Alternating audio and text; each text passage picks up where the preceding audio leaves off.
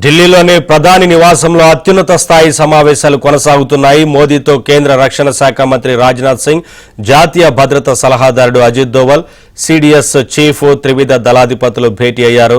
సరిహద్దులో తాజా పరిణామాలపై చర్చించడంతో పాటు పాకిస్తాన్ దుశ్చర్యలను, వాటిని తిప్పికొట్టే ప్రణాళికలపై సుదీర్ఘంగా చర్చిస్తున్నారు.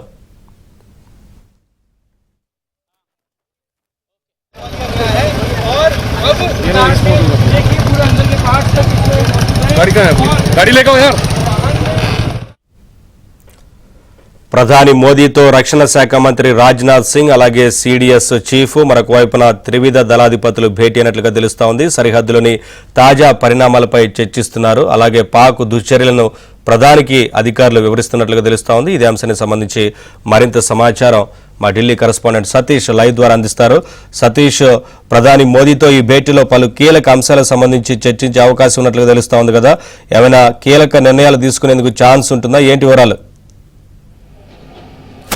ఎస్ నవీన్, ప్రధానమంత్రి నరేంద్ర మోడీతోని కేంద్ర రక్షణ శాఖ మంత్రి రాజ్నాథ్ సింగ్, అదేవిధంగా జాతీయ భద్రతా సలహాదారుడు అజిత్ దోవల్తో పాటు సిడిఎస్ చీఫ్తో పాటు త్రివిధ దళాలకు సంబంధించిన అధికారులంతా కూడా ప్రధాని నివాసంలో కీలక సమావేశమయ్యారు. సమావేశానికి సంబంధించి సుదీర్ఘంగా కూడా చర్చ జరగబోతుంది అనొచ్చు. దాదాపు నిన్న అర్ధరాత్రి నుంచి కూడా పాకిస్తాన్ ఏ విధంగా భారత్ పైన దుశ్చర్యలకు పాల్పడుతుందో దానికి సంబంధించిన అంశంలో కూడా ఈ అంశాలని ప్రధాని దృష్టికి తీసుకెళ్లబోతున్నారు. ఉదయాన్నే రాజ్నాథ్ సింగ్కు రక్షణ శాఖకు సంబంధించిన త్రివిధ దళాలకు సంబంధించిన సిడిఎస్ కూడా బ్రీఫింగ్ చేయడం జరిగింది. తాజా పరిణామాలను కూడా వెల్లడిస్తున్నారు. అదేవిధంగా లాహోర్ కేంద్రం కూడా ఏ విధంగా ఎయిర్ బేస్లను భారత్ కొట్టిందో, ఆ ఎయిర్ బేస్లకు సంబంధించిన అంశాలను ఏ విధంగా భారత్ వాటన్నిటిని కూడా నాశనం చేస్తుందన్న అంశాన్ని కూడా చాలా స్పష్టంగా వివరించే ప్రయత్నం కూడా చేస్తున్నారు. మరోవైపు ఏ విధంగా తగిన చర్యలు తీసుకోవాలనేది కూడా ఆపరేషన్ సింధూర్ యొక్క తీవ్రతను ఏ విధంగా పెంచాలి, దాంతోపాటు పాకిస్తాన్ ఏ విధంగా కవ్వింపు చర్యలకు పాల్పడుతుంది, ప్రధానంగా లోకల్ అంటే స్థానిక పౌరులే టార్గెట్గా కూడా, వారి నివాసాలే టార్గెట్గా కూడా ఏ విధంగా పాకిస్తాన్ ఆర్మీ కాల్పులు జరుపుతున్న అంశాన్ని కూడా వివరించబోతున్నారు. మరోవైపు జమ్మూ కాశ్మీర్లో ఒక అధికారి కూడా చనిపోయారు. ఆ అధికారికి సంబంధించిన అంశాన్ని కూడా ప్రధాని దృష్టికి తీసుకెళ్లబోతున్నారు. మరోవైపు జైసల్మేర్లో కాసేపటి క్రితమే నిన్న అర్ధరాత్రి జైసల్మేర్లో కూడా పెద్ద ఎత్తున కూడా సైరన్లు వేయడంతో పాటు మొత్తం బ్లాక్అవుట్ కూడా ప్రకటించిన నేపథ్యం, అలాంటి పరిస్థితులే మరి కాసేపట్ల కిందట కూడా అధికారులు ఇదే అనౌన్స్మెంట్ కూడా చేశారు. దాదాపు పోలీసు అధికారులు జీప్లో తిరుగుతూ కూడా మొత్తం జైసల్మేర్ అంతటా కూడా దాదాపు ప్రజలెవరు కూడా ఇళ్ల నుంచి రావద్దనే ప్రకటన చేస్తూ కాసేపటి క్రితమే వారందరినీ కూడా హెచ్చరించడం జరిగింది. అంతా కూడా జాగ్రత్తగా ఉండాలి, ఇల్లు విడిచి బయటికి రావద్దనే అంశాన్ని కూడా స్పష్టం చేసిన నేపథ్యంలో ప్రధాని నివాసంలో అత్యంత కీలక సమావేశం జరుగుతుంది. మరోవైపు ఆర్మీ సైతం కూడా పాకిస్తాన్ ఆర్మీకి సంబంధించి ఈరోజు కీలక ప్రకటన చేస్తారు. ఉదయాన్నే ఖచ్చితంగా కూడా యుద్ధానికి సిద్ధంగా ఉన్నాం, ఆల్రెడీ ఆపరేషన్ స్టార్ట్ చేశామనే అంశాన్ని కూడా వారు స్పష్టం చేసిన నేపథ్యంలో భారత్ ఇకపై నుంచి ఎలాంటి అడుగులు వేస్తూ ముందుకు వెళ్ళాలనే కోణంలో కూడా కొంత ప్రధానమంత్రి నరేంద్ర మోడీతో చర్చ జరగబోతుంటుంది. మరోవైపు దీనికి సంబంధించిన విషయంలో పాకిస్తాన్కి సంబంధించిన ఆర్మీ దళాలు కాసేపటి క్రితమే కేంద్ర విదేశాంగ శాఖ కార్యదర్శి ఒక మీడియా సమావేశాన్ని ఏర్పాటు చేశారు. ఆ మీడియా సమావేశంలో కూడా ఈ అంశాలనే పేర్కొన్నారు. ఏ విధంగా భారత్ భూభాగానికి అతి దగ్గరగా కూడా పాకిస్తాన్ ఆర్మీ వస్తుంది, పాకిస్తాన్ సంబంధించిన ఆయుధాల వాహనాలకు సంబంధించిన వాటిని ఏ విధంగా మూవ్ చేస్తున్నారో, ఆ భద్రతకు సంబంధించి ఏ విధంగా ఎల్ఓసి వద్ద వారంతా కూడా కుట్ర పన్నుతున్న అంశానికి సంబంధించిన అంశంలో కూడా కొంత ప్రధానికి బ్రీఫ్ చేసే అవకాశాలు చాలా స్పష్టంగా కనిపిస్తున్నాయి.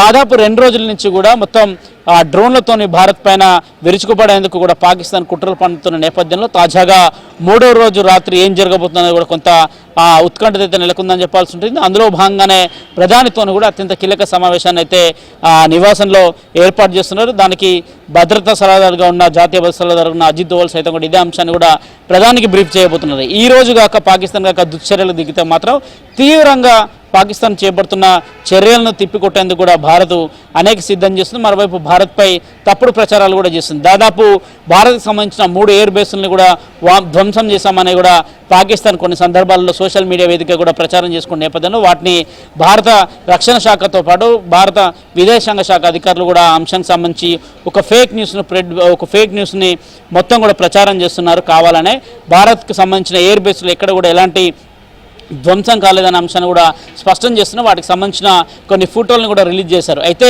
నిన్న రాత్రి చూడొచ్చు పెద్ద ఎత్తున కూడా దాదాపు 26 ప్రాంతాల్లో ఎట్ ఎ టైము పాకిస్తాన్ దాడులకు పాల్పడింది. ప్రధానంగా అందులో జైసల్మేర్ కావచ్చు, పూంచ్ కావచ్చు, ఈ అనేక సెక్టార్లలో కూడా దాదాపు మొత్తం 400 నుంచి 300 పైగా కూడా డ్రోన్లను వినియోగించి దాంతోపాటు మిసైల్స్ని వినియోగించి కూడా లక్ష్యంగా చేసుకొని దాడి చేసే ప్రయత్నం చేస్తున్నారు.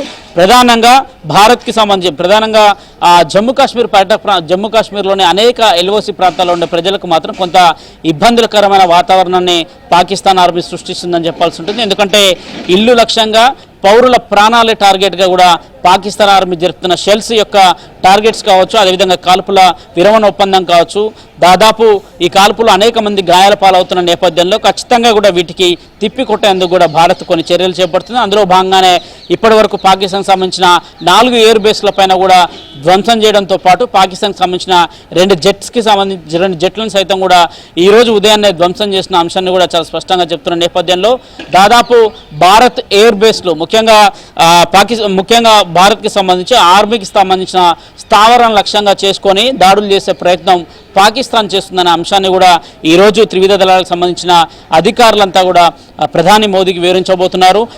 ఈ సమావేశం అనంతరం కూడా ఎలాంటి నిర్ణయం తీసుకోబోతున్నారు, ఒకవేళ నిర్ణయం తీసుకుంటే అది ఎంత కఠినంగా ఉంటుందనేది కూడా ఈ సాయంత్రానికి దాని రిజల్ట్ కూడా కనిపించే అవకాశాలు. ఎందుకంటే 2 రోజుల నుంచి కూడా పాకిస్తానే అనేక సందర్భాల్లో దుశ్చర్యలకు పాల్పడుతూ అనేక డ్రోన్లతోని భారత్పై విడుచుకోబడుతుంది. కానీ భారత్ ఎక్కడ కూడా పాకిస్తాన్ పౌరులను టార్గెట్ చేయలేదు. కేవలం ఉగ్రవాద స్థావరాలు కావచ్చు, ఎక్కడైతే డ్రోన్లను భారత్పై వదులుతున్నారో ఆ డ్రోన్లకు సంబంధించిన బేస్ని మాత్రమే భారత సైన్యం వారిపైన ధ్వంసం చేసిన నేపథ్యంలో ఖచ్చితంగా దీనికి సంబంధించి అర్ధరాత్రికి కూడా మరో ఆపరేషన్ భారత్ స్టార్ట్ చేస్తుంది అనేది కూడా చూడాల్సి ఉంటుంది. Naveen, thank you Satish, thanks for the updates.